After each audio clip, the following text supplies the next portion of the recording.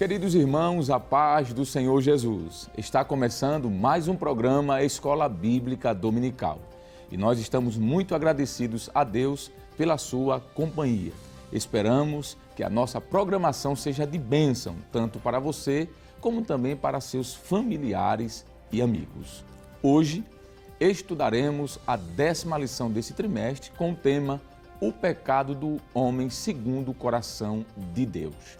Nesta lição, introduziremos o assunto definindo a palavra pecado, destacaremos algumas falhas cometidas por Davi, o homem segundo o coração de Deus, elencaremos quais os passos que ele deu e que o levaram à queda espiritual.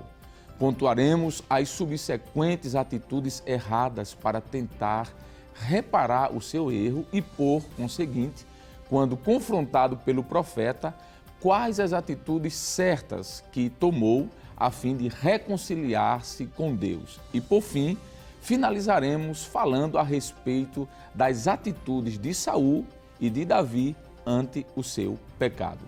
Você deseja aprender um pouco mais sobre este importante assunto? Então, não saia daí, este é o seu programa Escola Bíblica Dominical.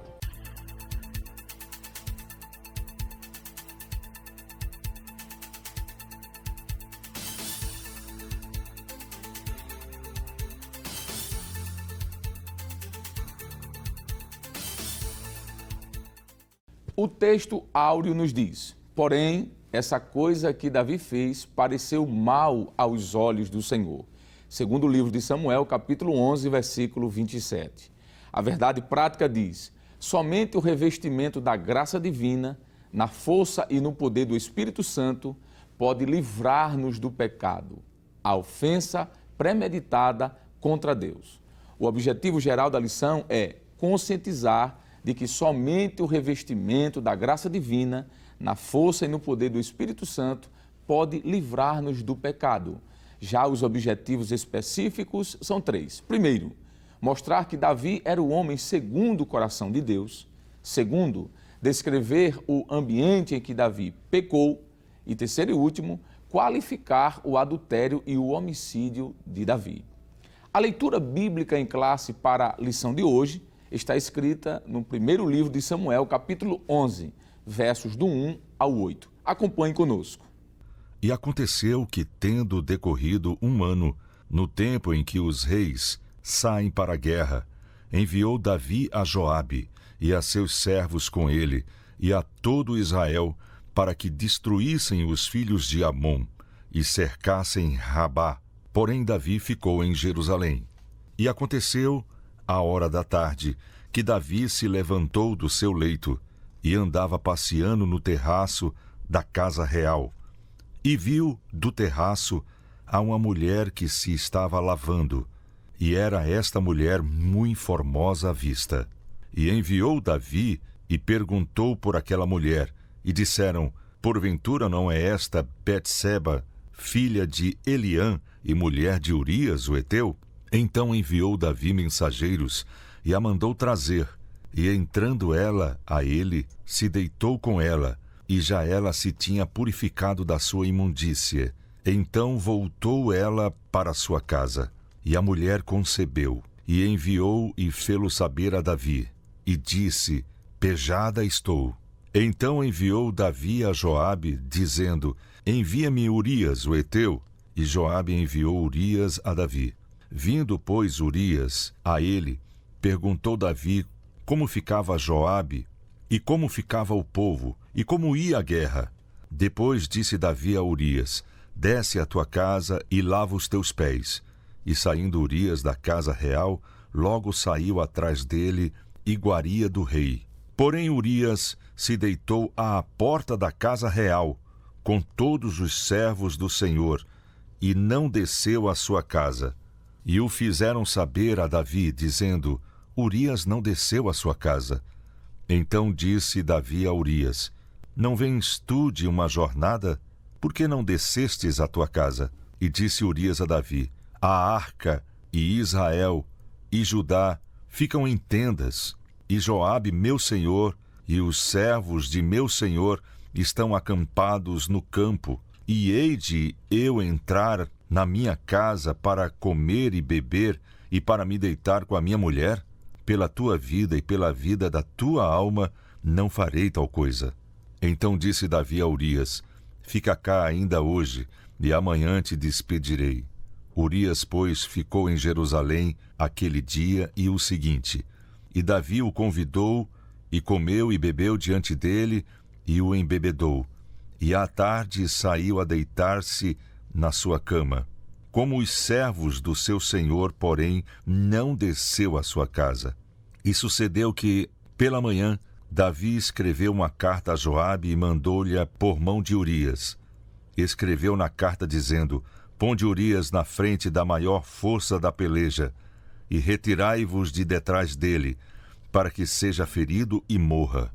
Aconteceu, pois, que, tendo Joabe observado bem a cidade, pôs a Urias no lugar onde sabia que havia homens valentes. E saindo os homens da cidade e pelejaram com Joabe, caíram alguns do povo, dos servos de Davi, e morreu também Urias, o heteu. Então enviou Joabe e fez saber a Davi todo o sucesso daquela peleja. Para comentar a lição de hoje, contamos mais uma vez com a participação do presbítero Jonathan Lucena. Paz do Senhor, presbítero. A paz do Senhor, presbítero Alessandro. Amém. Contamos também com a participação do presbítero Jonatas Éder. Paz do Senhor, professor. Paz do Senhor, presbítero Alessandro Barreto. Amém. Chegamos à margem da lição de número 10, falando sobre o rei Davi. Verdade. É óbvio que quando vamos estudar o contexto desta lição, nós percebemos de que o contexto dessa lição é um contexto um tanto quanto comprometedor para o testemunho de uma pessoa como um servo de Deus que foi Davi. É bom dizermos já no início, professor Éder, que esta lição ela não visa tratar sobre liderança. Aqui não está falando da liderança de Davi, aqui está falando da pessoa de Davi. Perfeito. Não é? Então, como servo de Deus, se fôssemos contextualizar, trazendo agora para os nossos dias, seria um crente. O que o crente Davi fez? E a lição de hoje, o tema é o pecado do homem segundo o coração de Deus. E penso que a melhor coisa que devemos fazer, presbítero Jonathan Lucena, é, como sempre, iniciarmos trazendo a definição de termos chaves. E aqui, a partir do título desta lição, penso que o texto aqui, ou termo-chave, é o termo pecado. Qual a definição bíblica, claro, teológica e até etimológica da palavra pecado, para que possa abrir assim o nosso diálogo para tratarmos sobre esta lição de hoje? Pois não. Embora o tema ou a palavra-chave da lição seja pecado, ou termo pecado, e esse termo é muito conhecido, é importante o professor aproveitar e trazer a lembrança, não é? Sim. Existem várias palavras, tanto no Antigo como no Novo Testamento, que são traduzidas pelo termo pecado. Entre as principais e mais conhecidas, tanto no hebraico como no Novo Testamento, por exemplo, a palavra hebraica ratá e a do Novo Testamento hamartia, né? Que traz a ideia de errar o alvo ou falhar no dever. E o professor pode ler, nesse caso, dentro dessa definição bíblica, Romanos capítulo 3, versículo de número 23. O dicionarista Antônio Wise diz que o pecado trata-se de desobediência a qualquer norma ou preceito. Alguém disse que, no sentido básico, pecado pode ser considerado como uma falta de conformidade com a lei moral de Deus, quer em ato, não é? Uma atitude especificamente, ou disposição, que seria algo interno, pensamento, algo subjetivo, mas que em si se constitui um pecado, é o que esta pessoa, no caso um comentarista, trata a respeito desse termo bem prático. Tanto como disse o termo hebraico como o termo do Novo Testamento, o grego, traz a ideia de errar o alvo, fracassar. É alguém que não corresponde a um padrão, é alguém que quebra esse padrão estabelecido. Exato. É alguém que se desvia do rumo, desvia-se do alvo. Por isso que o sentido básico, como todos nós temos aprendido, principalmente na escola dominical, é que a palavra pecado traz a ideia básica de errar o alvo. Então, quando se diz respeito ao pecado de Davi, diz que, por meio dessa atitude narrada no 2 Samuel capítulo 11, ele de fato não corresponde ao alvo que seria servir a Deus com sinceridade nesse quesito aqui, ou estar permanentemente no centro da vontade de Deus. Ele erra o alvo, ele comete um pecado, ele comete uma falha. Muito bem. Professor Éder, a Bíblia ela é um livro distinto, diferente, superior a todos os demais, porque ela não se limita a descrever as façanhas, digamos assim, dos seus heróis, mas ela revela igualmente seus pecados, mostrando que os erros e fragilidades desses homens de Deus servem-nos como exemplo do que não fazer, não é? Se a Bíblia fosse um livro parcial, ela certamente omitiria todas as falhas dos seus personagens, como Abraão, por exemplo, nós temos Noé, não é? Exatamente. Nós temos outros nomes como o próprio Davi e aí por diante. Mas falando de Davi, nós percebemos de que Davi foi um homem segundo o coração de Deus. O livro de 1 Samuel, capítulo 13, versículo 14, inclusive Lucas vai relembrar isso, né, no livro de Atos dos Apóstolos, no capítulo número 13, verso 22, de que Davi foi um homem segundo o coração de Deus. Não resta dúvida das suas qualidades. Comentamos, inclusive, semana passada, das 7 qualidades que estão lá no primeiro livro de Samuel, capítulo de número 16, verso 18, não é? Diz que ele era um homem que sabia tocar bem, valente, animoso, de gentil aparência, o Senhor era com ele, de palavras sisudas. Mas Davi pecou. Não é? E Davi peca pelo menos em 3 momentos diferentes. Primeiro, quando ele vai conduzir a arca da aliança, sendo carregada por animais, quando na realidade deveria ser feita isso por levitas. Isso está no segundo livro de Samuel, capítulo 6, verso do 1 ao 10. Depois, quando ele vai adulterar com a mulher de Urias e também planejar o seu homicídio. Isso nós vamos estudar, está no capítulo 11 do segundo livro de Samuel. E depois, quando ele vai fazer o recenseamento do povo de Israel, parece que para sua autoglória, alguma coisa desse tipo, está em 1 Crônicas, capítulo 21, versículo 1. Então a gente vai ver que ele erra. Mas ele não errou de um dia para outro. Ninguém cai, ninguém desobedece, professor Éder. Ninguém vai dormir obediente e amanhece desobediente. Verdade. Não é assim, presbítero Luciano? Verdade. Então, quais foram os passos? Será que o senhor poderia dizer, pelo menos, a primeira coisa que ocasionou, que levou Davi a esse pecado tão terrível? Muito bem, presbítero Alessandro Barreto e os irmãos que estão em casa, né, nos acompanhando. A princípio, eu queria ler um versículo, não é? O senhor mencionou que a Bíblia ela trabalha de forma imparcial nos seus registros, e isso é belo. Paulo deixou um texto para a gente entender isso lá em primeira carta de Paulo aos Coríntios, capítulo 10, e o verso 11, quando ele está falando da realidade do povo que infelizmente tentou ao Senhor. E aí ele coloca nas entrelinhas uma verdade que serve para a gente também compreender esse tema de hoje, não é? 1 Coríntios, capítulo 10, verso 11, diz assim a palavra do Senhor. Ora, tudo isso lhe sobreveio como figuras, e estão escritas para aviso nosso, para quem já são chegados os fins dos séculos. Não é? O apóstolo Paulo está dizendo que para a gente, essa realidade do Antigo Testamento, ela precisa ser levada muito a sério, já que a gente está vivendo no fim dos dias, não é? Levar a sério essa realidade. Então, quando o Senhor apontou para a realidade dos passos que levou Davi ao fracasso espiritual, e existem inúmeros, não é? A gente vai ver que isso acontece quando ele está num contexto de vida bem, ele tem um exército, ele já construiu a sua casa, a maioria das vitórias ele já tinha conquistado, mas quando a gente observa para o cenário da vida do Davi, professor Barreto, a gente vê que parece que Davi entrou em um momento de ociosidade, não é? E qual é a realidade de se tornar uma pessoa ociosa? É que o seu exército estava em guerra, e o que a gente pode ver pelo contexto do capítulo de número 11, vamos precisar abrir a Bíblia nesse texto, tá certo? A pessoa, a Bíblia, segundo livro, né, perdão, do profeta Samuel, capítulo 11, veja o que a Bíblia vai dizer nos versos 1 e 2. Aconteceu que, tendo decorrido 1 ano, no tempo em que os reis saem para a guerra, enviou Davi a Joabe e os seus servos com ele e a todo Israel para que destruíssem os filhos de Amon, cercassem Rabá, porém Davi ficou em Jerusalém. Eu só vou ler o versículo primeiro, até porque o 2 a gente vai ter que ter tempo para falar. Mas observe que Davi, professor Barreto, ele era para estar envolvido também nessa peleja aqui. E o que a gente vê é que ele prefere ficar em casa. E infelizmente, ao ficar em casa, ele vai ser tentado, não é? E infelizmente vai fracassar. Então, o primeiro passo para o declínio espiritual de Davi foi a questão do ócio. não é? Que nada mais é do que você andar de forma despreocupada em um momento que você devia estar vigilante. É muito interessante, eu me lembrei agora aqui, não tem muito a ver direto com o assunto, mas se a gente for observar o sentido real de ócio, levar a sério para que o mal não chegue. Tem uma palavra grega, gregorion, que é a ideia de vigiar, que é muito utilizada em Mateus 24, 25, dá essa ideia de você estar prestando atenção porque o mal pode estar perto. Infelizmente, professor, a ociosidade em Davi o levou a fracassar. Então parece que essa desocupação, por se colocar em uma situação de inatividade, vamos assim dizer, não é? Por que não chamar até de indolência, não é?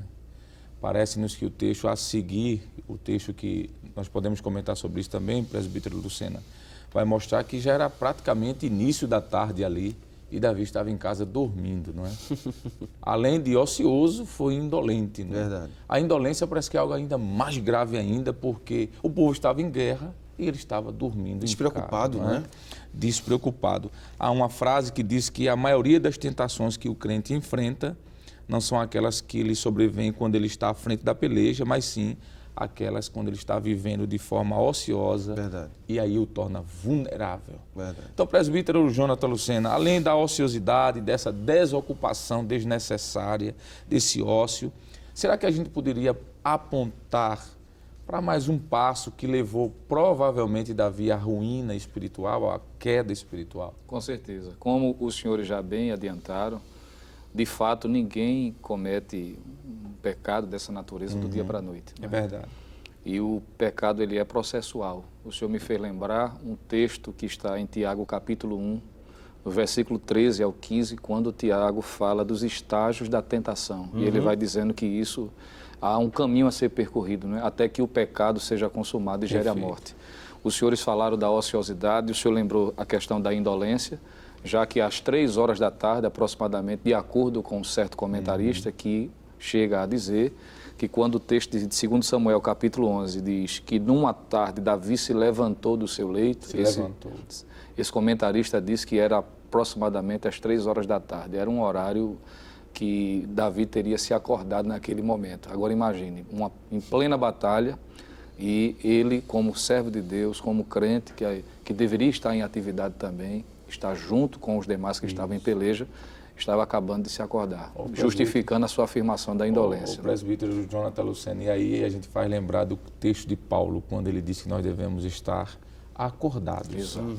Ele disse que não devemos dormir na vida espiritual, porque Davi é um tipo de nós, como crentes. Sim, com certeza. Ele diz, chega até a afirmar em Efésios que deve se despertar. Desperta, ó tu que dormes, Verdade. E Cristo te esclarecerá. Isso, exato. O sono da indolência é perigoso. Isso. E o segundo passo, rapidamente, que nós podemos iniciar aqui lembrando, foi exatamente a cobiça, que seria um passo sucessivo. Perfeito. E onde é que nós encontramos isso? Porque o próprio texto, ainda no 2 Samuel, capítulo 11, versículo 2, diz o seguinte: E aconteceu que numa tarde, Davi se levantou do seu leito e andava passeando no terraço da casa real. E viu do terraço uma mulher que se estava lavando. E era esta mulher muito formosa à vista. Então veja que ele vê na sua ociosidade, não é? Visto que estava ali sem nenhuma atividade, passeando no palácio real, ele vê. E ele é despertado, não é? A sua natureza pecaminosa é despertada nesse momento, quando ele se vê exatamente a mulher chamada Batseba se banhando, conforme diz o texto sagrado. O pecado da cobiça levou exatamente Davi a insistir, não é? Ele ocioso, indolência e agora cobiça. E é interessante lembrar que geralmente esses são os passos, né? Quem não lembra, por exemplo, de Eva, que em Gênesis capítulo 3, versículo 6, foi despertado também quando viu que o fruto era bonito aos olhos e que seria algo atrativo para ela, não é? A mulher de Potifar, em Gênesis capítulo 39, versículo 7, também vai ser despertada por aquilo que vê, e ela é atraída. O próprio Tiago vai dizer que cada um é atraído por aquilo que é despertado pela sua própria natureza. Isso fala de cobiça. Então, respondendo sua pergunta, Davi coloca os olhos em Batseba e, a partir daí, o processo se intensifica ainda mais. Nesse quesito aqui, o crente Davi, ele perde o controle, não é? Falta nele aqui o domínio próprio, que poderíamos dizer que no Novo Testamento será chamado de fruto do Espírito. Em Êxodo capítulo 20, versículo 17, está o mandamento, o 7º mandamento, que é exatamente o que Davi quebra aqui: não cobiçarás. Isso. Está escrito. Vai contra a própria raiz do que Deus está preservando aqui. Porque o mandamento não cobiçarás fala da intenção, fala de algo que ainda está no subjetivo, né? Cobiçar é intencionar, é querer ter. Não foi realizado ainda, não foi concretizado, é apenas o início. E exatamente isso também vai ser condenado pelo próprio Senhor Jesus. E o professor pode lembrar o que diz em Mateus 5, 28 e também Marcos capítulo 7, versículos 21 a 23. Professor Éder, quando nós falamos de cobiça, nós lembramos de ganância, nós lembramos de cupidez, avidez, ambição, por que não dizer inveja, um desejo desmedido, não é? E parece que essa cobiça, o primeiro passo é porque ele estava ocioso, estava indolente. Verdade. E caiu nesse grande erro. Só para concluir aqui, Jó capítulo 31, versículo 1 diz assim: fiz um concerto com os meus olhos. E diz assim: como, pois, o fixaria numa virgem? Jó dá um exemplo do que Davi não fez. Não é? Fazer um acordo, uma aliança com seus olhos é não olhar para tudo. É evitar colocar o que é mal aos seus olhos. Porque a cobiça, ela começa por aquilo que se vê. Verdade. Né? Nós estamos terminando esse primeiro bloco. Você que está aí nos acompanhando, telespectador, não saia daí. Daqui a pouco nós voltamos no seu programa Escola Dominical.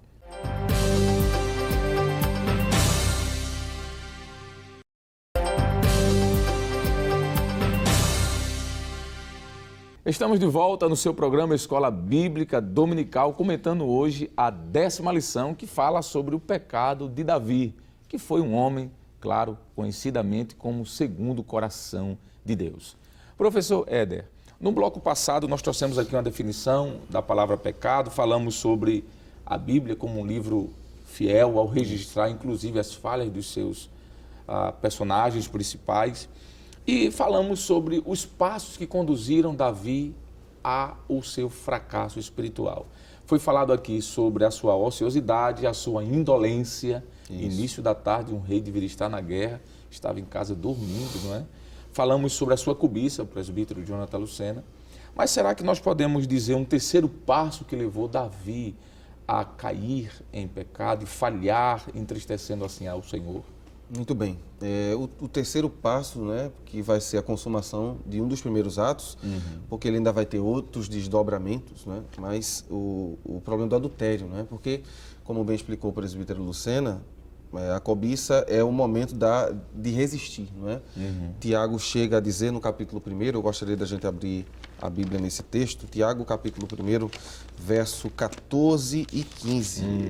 O apóstolo Tiago, irmão do Senhor, ele definiu bem essa questão. Veja o que diz Tiago, capítulo 1, verso 14 e 15. Cada um é tentado quando atraído e engodado pela sua própria concupiscência. Depois, havendo a concupiscência concebido, dá à luz o pecado, e o pecado, sendo consumado, gera a morte. E esse texto foi citado pelo presbítero Lucena também no bloco anterior. A gente vai ver, professor Barreto, um declínio espiritual absurdo. Né? Primeiro, a questão da ociosidade, que o senhor tratou bem, depois o presbítero Lucena falou sobre a cobiça, e agora chega um momento absurdo de Davi ser, de forma descontrolada, ele atentar para uma das grandes instituições divinas, que é o casamento. Lembrando que o casamento é uma instituição feita por Deus. Então, o atentado de Davi não é só contra Urias, é contra também o princípio pré-estabelecido de Deus. Deus é tão enfático em relação a isso, professor Barreto, que dentre os mandamentos, né, nós temos um dos mandamentos, que é o 7º, e está explícita a ordem lá: não adulterarás. Não é? Você pode conferir isso em Êxodo capítulo 20, o verso 7. E a ideia aqui é a questão de dormir na cama alheia. Não é? O grave erro aqui de Davi não é simplesmente deitar com a mulher do seu amigo, que Urias ele é visto como um dos guerreiros de Davi, não é? Chamado de um dos principais guerreiros. Mas simplesmente ele virou as costas para algo que Deus instituiu como família, não é? Creio que aqui nós temos talvez o passo mais agressivo do seu erro, e infelizmente esse pecado, depois de consumado, vai gerar desdobramentos terríveis, ao ponto do próprio Deus dizer nas Escrituras que Deus viu que era mal, pesou ao Senhor o que Davi fez, não é?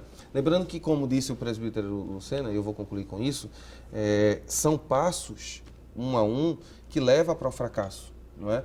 E a gente está falando de uma lição que ela deve também ser aplicada, não é? A gente tem que ter muito cuidado para que a ociosidade não crie lugar para o pecado, a cobiça gere em nós um desejo do erro, e o erro, infelizmente, como o Tiago diz, vai gerar morte, professor. Exatamente.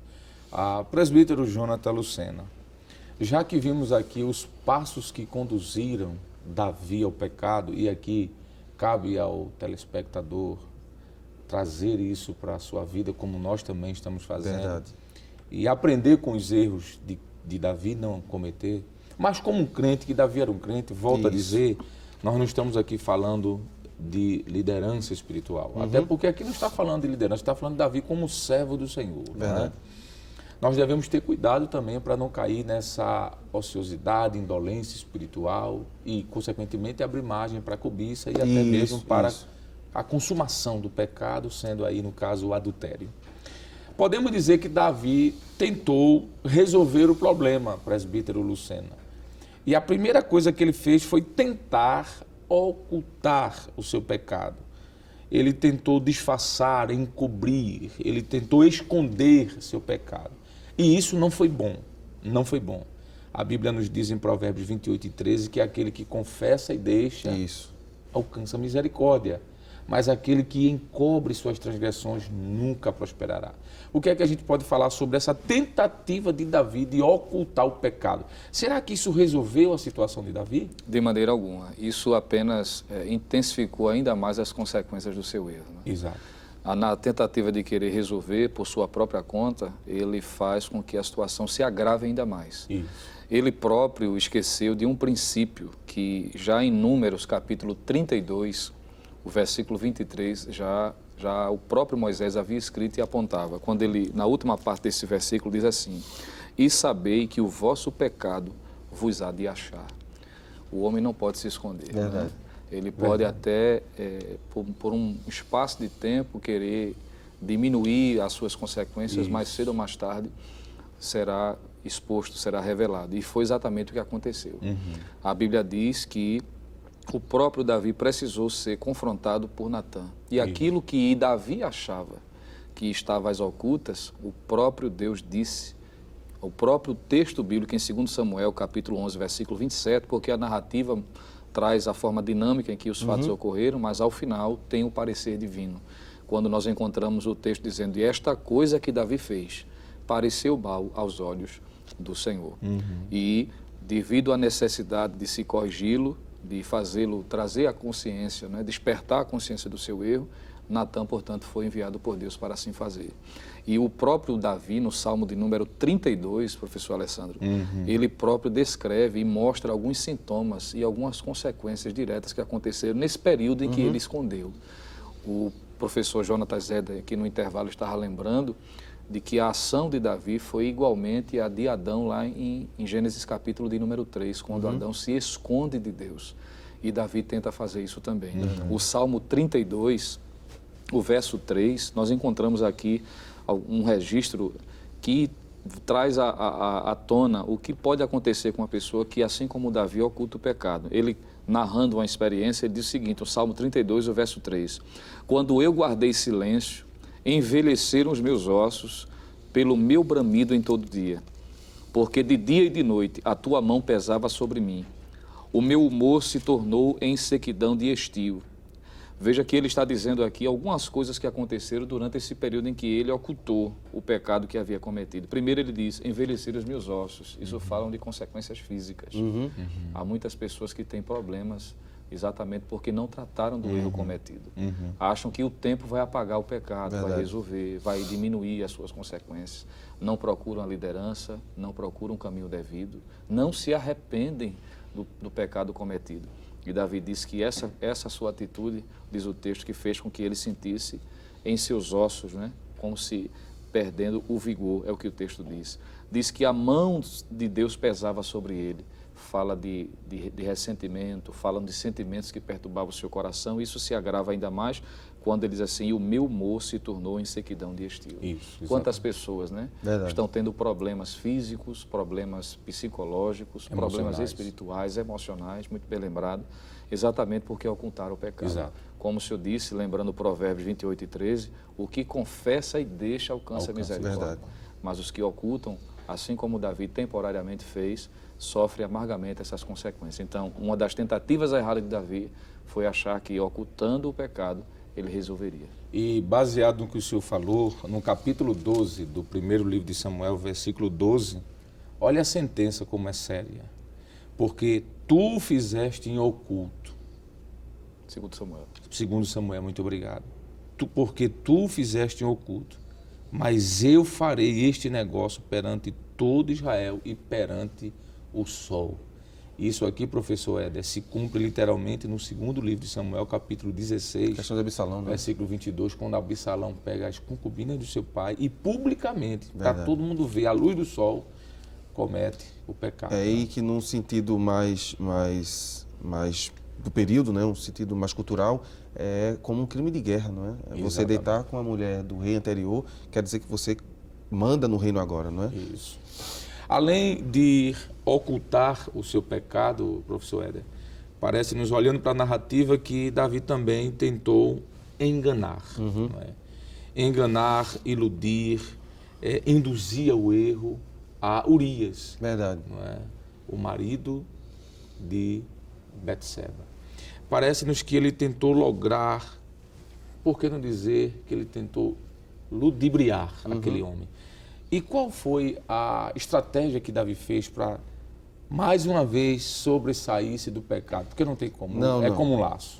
Pecado tem que ser resolvido, tem que se buscar a orientação de Deus, do homem de Deus, da liderança que Deus colocou, não é? Para que isso seja sanado, não é? Mas o que vemos em Davi é um momento, professor, de tentar consertar um erro que não tem como consertar sozinho. Pecado não se resolve sozinho. Né? Como bem disse aqui o presbítero Lucena, pecado não vai passar com o tempo. Ele vai, na realidade, cobrar mais. O Salmo 51, que a gente vai tratar depois, vai mostrar bem isso. Né? Então, a verdade é que quando Davi convida, e o senhor me perguntou sobre o que foi que ele fez, ele soube que a mulher está grávida, porque ela vai mandar um aviso para ele, o termo na nossa Bíblia despejada, não é? Ela está grávida. E aí o que acontece? Ele tem uma ideia para novamente tentar resolver o problema, trazer o marido, né? O marido estava na guerra, ele pediu para Joabe enviar o marido para lá, para que esse marido fosse para casa e entendesse, não é? Tivesse algum contato físico com sua esposa, e achasse que o filho era dele. Só que Urias vai ter um comportamento exemplar, sabe? Um comportamento, assim, eu estava estudando em casa e eu disse, meu Deus, esse comportamento é maravilhoso. Ele vai se preocupar com seus amigos que estão em guerra, não é? E ele não acha digno de, enquanto seus amigos estão morrendo, estão pelejando, ele está em um momento de alegria com sua esposa. Então ele não vai para casa, ele fica no portão. Davi vai tentar, isso está descrito, perdão, eu não mencionei o texto, né? Segundo o livro do profeta Samuel, capítulo 11, dos versos 6 a 11. Isso. Não vai dar tempo da gente ler, porque, Não, porque a leitura já foi feita a princípio, mas os irmãos podem acompanhar em casa. Mas como Davi vai observar que ele não volta para casa, Davi vai embebedá-lo, dar um banquete, vai chamá-lo, ele vai ficar embriagado, e Davi acha que embriagado ele vai descer. Mas o comportamento dele, novamente, é um comportamento exemplar, ao ponto dele dormir, conforme os versículos 12 e 13, dormir junto aos servos. Isso. Né? Veja que interessante, não é? O posicionamento desse homem. É um homem que entende que ele é mais um guerreiro, e que, diferente de Davi, que não entendeu que deveria estar na guerra, ele entendeu que deveria estar. É verdade. E, professor Éder, o que Davi tentou fazer, na realidade, foi engrolar. A gente diz aqui em Pernambuco enrolar, né? Fulano enrolou. Mas o verbo é engrolar, é ludibriar alguém. Ele manda ir para casa de forma maliciosa, não foi uma promoção. Não. Aquele momento não era momento de chamar capitão nenhum da guerra para ir descansar, não é? E Urias fielmente não faz.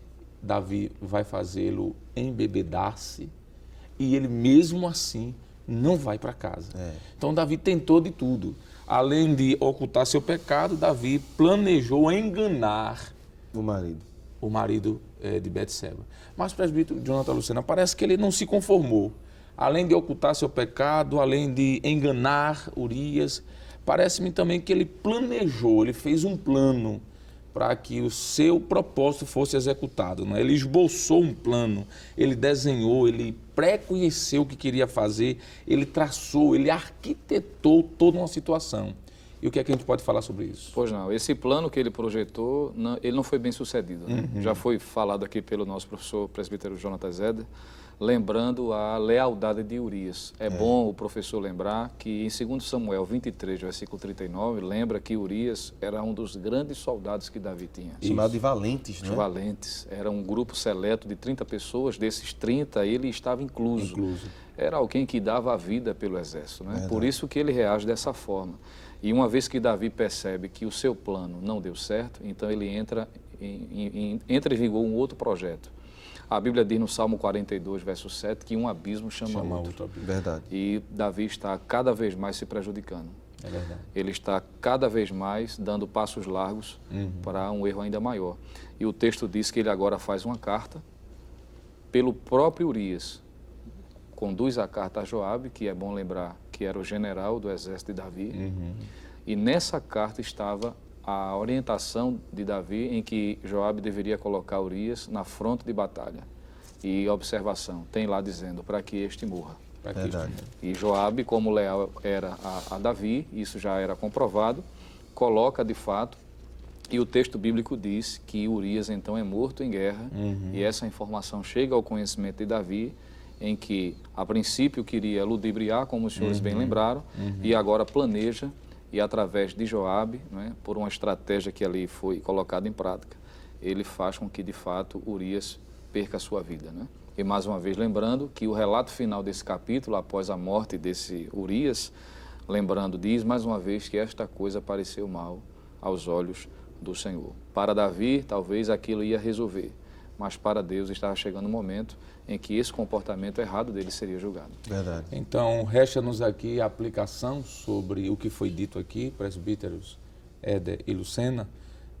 Achei muito interessante quando o senhor disse que não se resolve um pecado ocultando o pecado ou cometendo outro pecado. Verdade. Pecado se perdoa se confessando e se arrependendo, não é? E parece que não foi isso que Davi fez. Infelizmente, Davi, como um grande homem de Deus, um servo do Senhor, um crente, vou usar essa expressão crente, sem querer cometer nenhum anacronismo histórico, mas um crente, um servo de Deus, entrou nesse caminho. Nós vamos ver no próximo bloco, nós já estamos terminando esse segundo momento, nós veremos que Davi, apesar dos seus erros, ele, felizmente, presbítero Jonathan Lucena e Éder, ele resolveu voltar, não é? Ele se arrependeu dos seus pecados. E nós vamos concluir, mas ainda temos aqui alguns segundos. Presbítero Éder, nesses 3 passos que foram colocados aqui, Davi ocultou o seu pecado, tentou ocultar o pecado, Davi tentou enganar o marido da mulher ao qual ele havia coabitado, e Davi planejou executar agora seu plano mais audacioso, digamos assim. Será que a gente pode dizer que nesse momento de indolência, Davi esqueceu do que Deus tinha prometido a ele? É triste, né, olhar para isso e esquecer que Deus estava vendo tudo. Sim. Porque é isso que o profeta Natan vai depois dizer, a gente vai ver isso no próximo bloco, né? Mas assim, Deus é aquele mesmo Deus que o viu por detrás das malhadas. Exato. Né? Ele não tem como se esconder de Deus. Então essa é a grande verdade que Davi vai ser confrontado e ele vai relembrar que não dá para fugir dos olhos de Deus. É verdade. Muito bem. Nós vamos concluir esse primeiro bloco, mas você não saia daí, já voltamos com o terceiro e último momento do seu programa Escola Bíblica Dominical.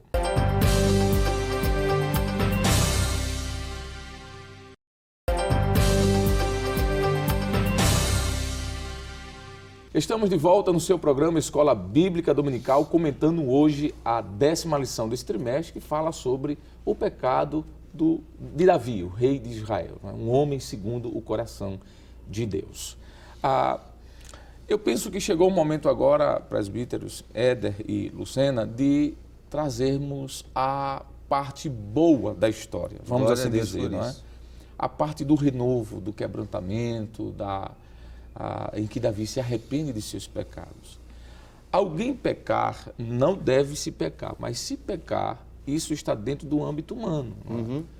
Agora, se ficar no pecado, as consequências elas são grandiosas. Verdade. E devastadoras, inclusive. Mas se houver um quebrantamento, um arrependimento, Deus ele é misericordioso.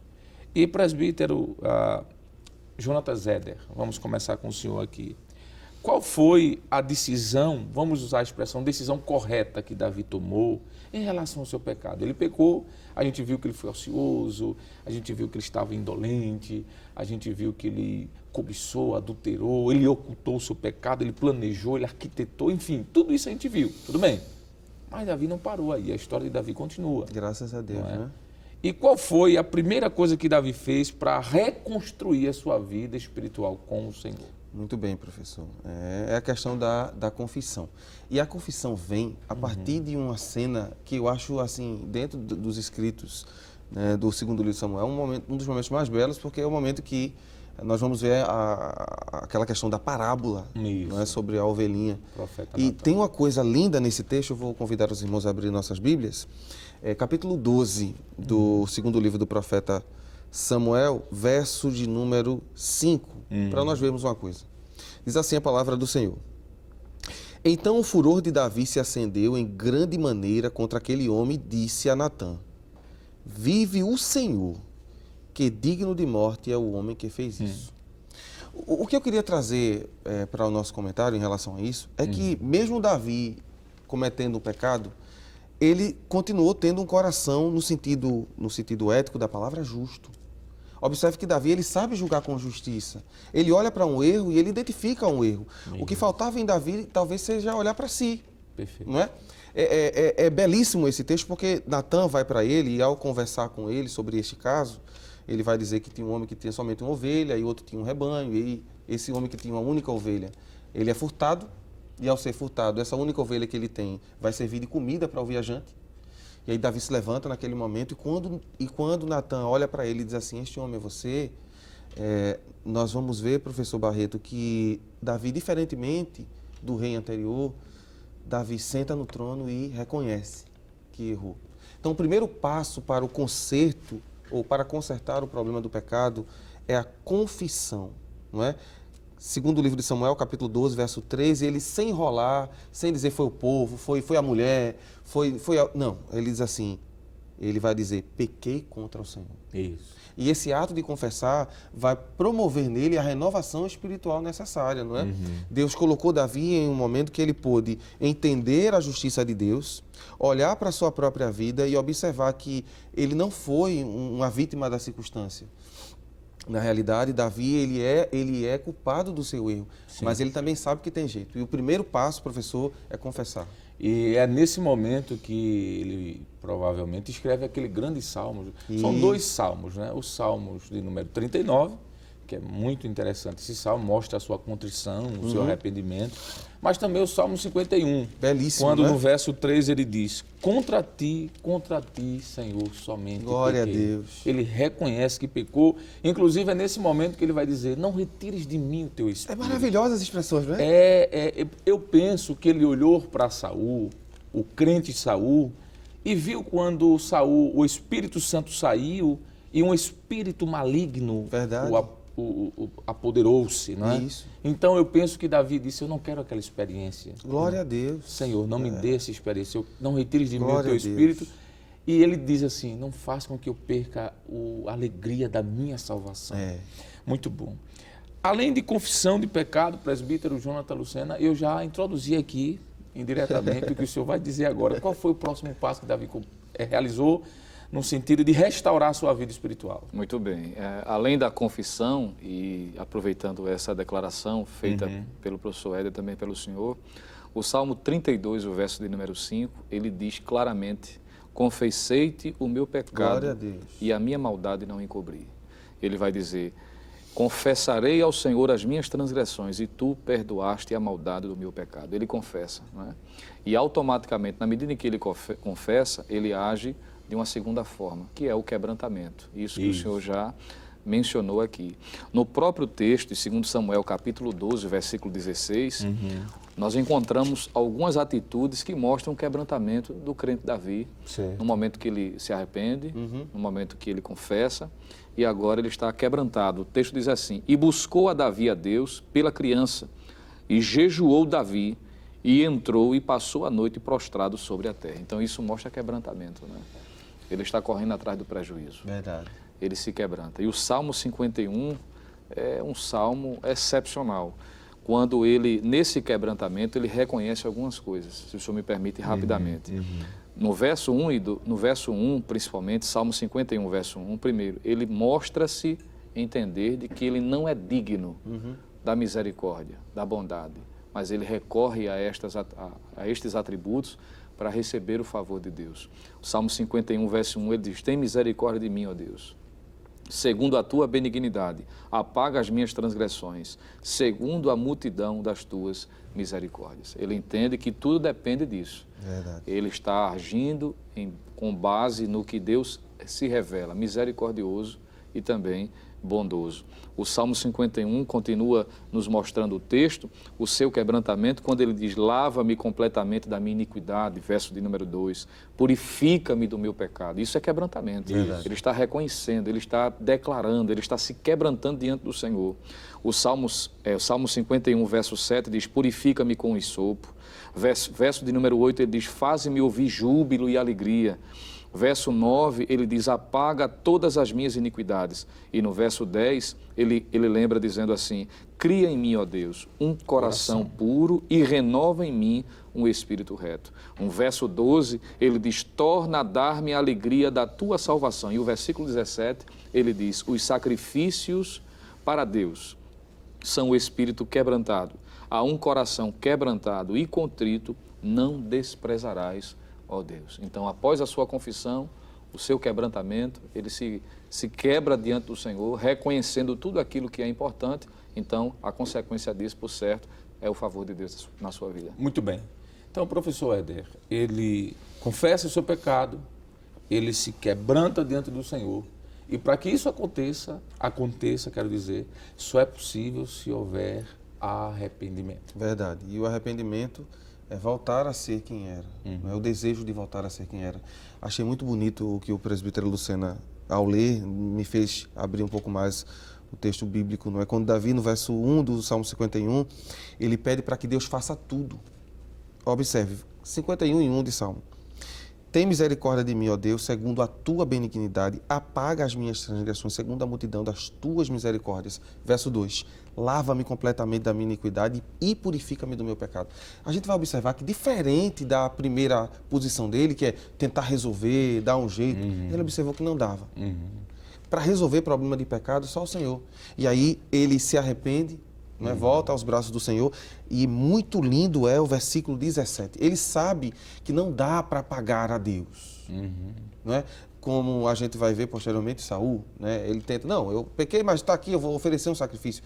Davi diz assim: Deus não quer sacrifício.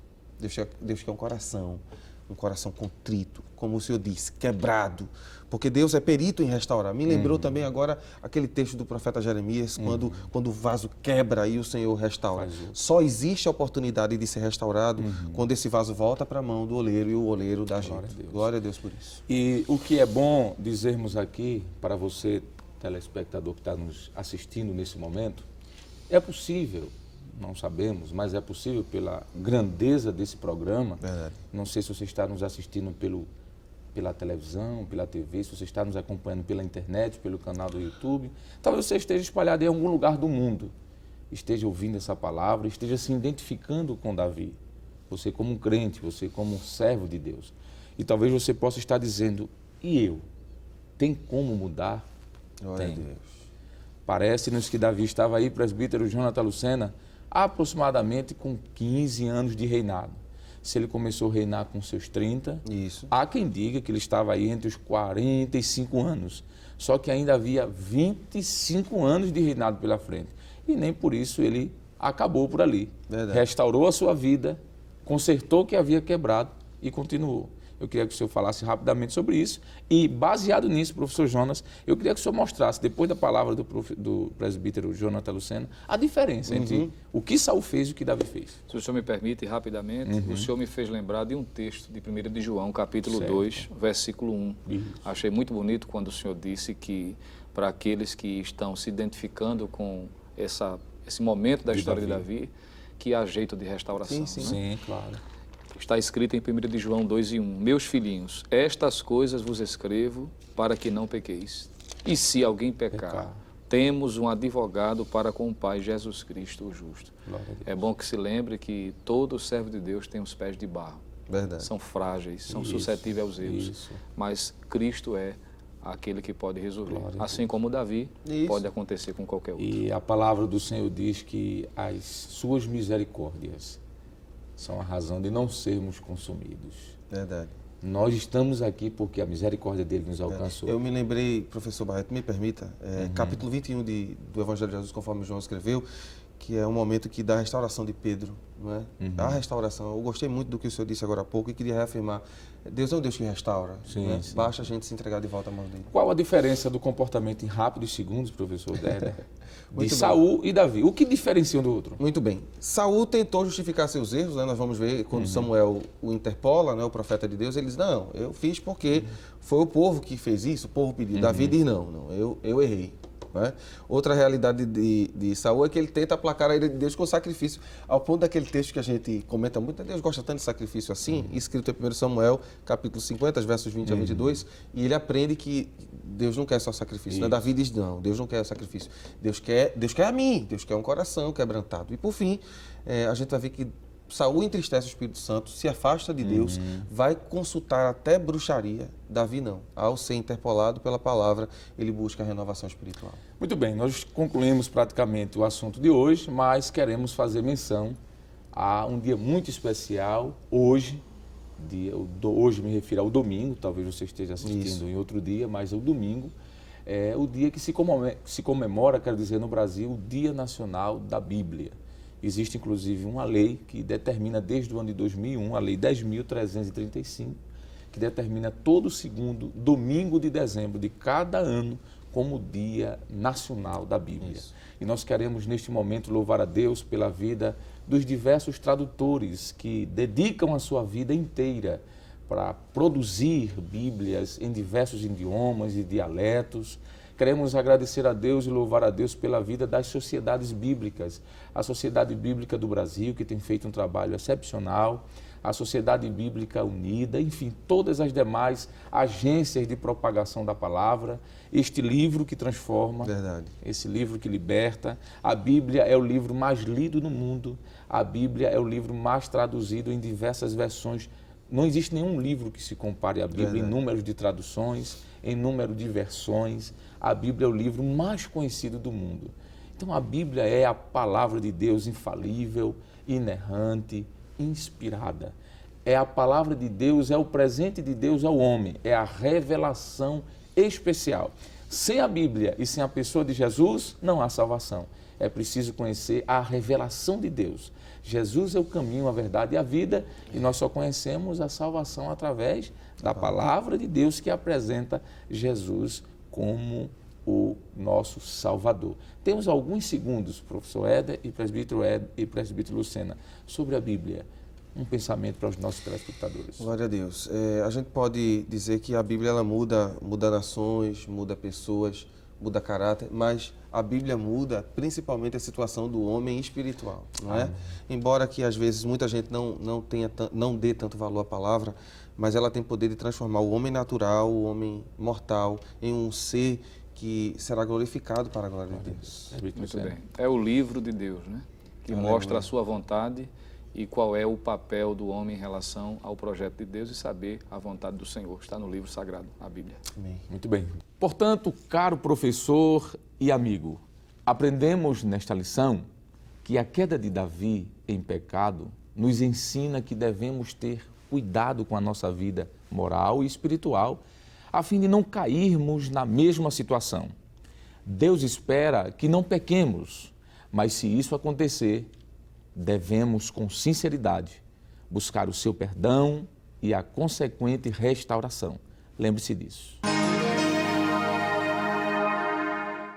Bem, queridos e amados irmãos, chegamos ao final de mais um programa e queremos agradecer a Deus agora com uma oração por tudo quanto aprendemos e certamente fomos edificados neste momento. Então queremos convidar você para orar conosco. Querido Deus, Pai de toda glória, queremos te render graças, Senhor, por poder termos aprendido nesta lição de que apesar das falhas de Davi e de seus erros, como crente, como servo, ele reconheceu seus pecados, ele reconheceu suas falhas e se arrependeu, contristou-se, pediu perdão, buscou a restauração.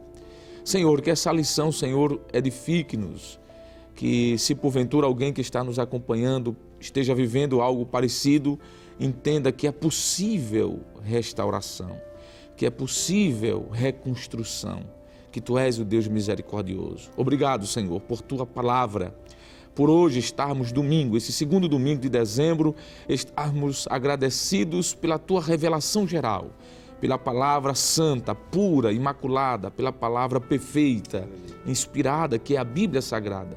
Senhor, obrigado pela vida de homens e mulheres que derramaram, Senhor, literalmente seu sangue na terra, sacrificaram suas vidas para que hoje pudéssemos ter esta Bíblia em nosso idioma. Obrigado, Senhor, pelo empenho dos diversos tradutores, as sociedades bíblicas espalhadas no mundo inteiro. Continua nos abençoando, abençoa a Rede Brasil, abençoa o teu servo, pastor Ailton José Alves, nosso pastor presidente, juntamente com toda a diretoria, bem como a superintendência das escolas bíblicas dominicais. Isso nós te pedimos e te agradecemos, Pai, em nome de Jesus.